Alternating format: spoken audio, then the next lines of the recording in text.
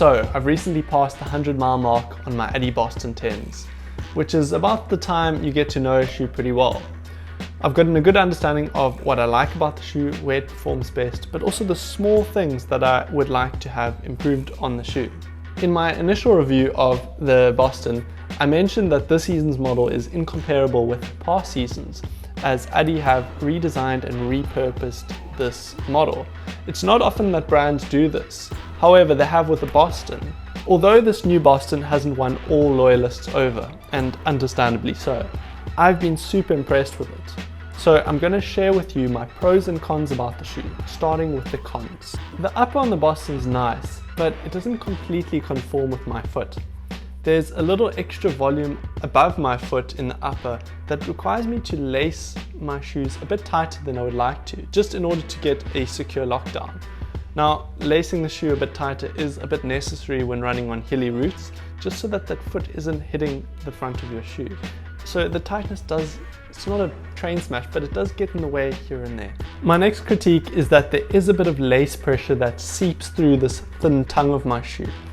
This stems from having to lace my shoes a bit tighter than I would have liked to, and it is a relatively mild problem, but it does make lacing the shoe a bit more tedious, and it is indicative that the shoe shape isn't as conforming to my narrow foot as it is to perhaps other foot shapes.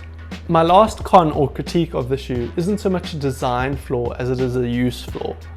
A lot of us runners like taking our road shoes off-road occasionally, but the Boston 10 isn't going to be the best bet if you like taking road shoes on technical or uneven trail, as its high stack height does make it rather unstable on off-road. So if you're looking for a dual road off-roader, this probably isn't your first bet. Now for the pros of the shoe. It's evident that this shoe can be classified as a high mileage trainer. There's very little scuffing or wear on the shoe after 100 miles run in them, of which a lot of the miles were done either at workout pace or even done off-road, so I've really given them a fair test. Now there's a few reasons why I'm confident they will go the distance.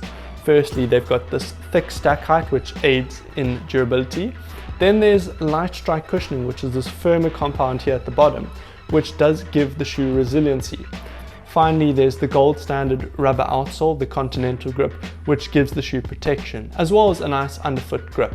The next pro is that the shoe is super forgiving underfoot. It's got these energy rods which aid in protecting your foot upon impact, and also lessen the work your calves have to endure upon push-off. And then there's this thick stack height which aids in shock absorbance and energy return. And then there's this curved rocket geometry which helps ensure a nice quick and perpetual toe-off. My final pro of the Boston, aside from it looking great, is that it really does accommodate for a wide array of runners. Elite runners would probably use it more as a easy up-tempo day shoe, whereas recreational runners can use it as a one-stop shop to do all their training in, from easy day runs all the way through to as a race day shoe.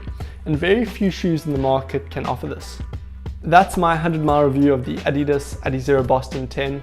Give my channel a subscribe if you enjoy talking about running shoes, and tune back next week for a new shoe review. Until then, peace.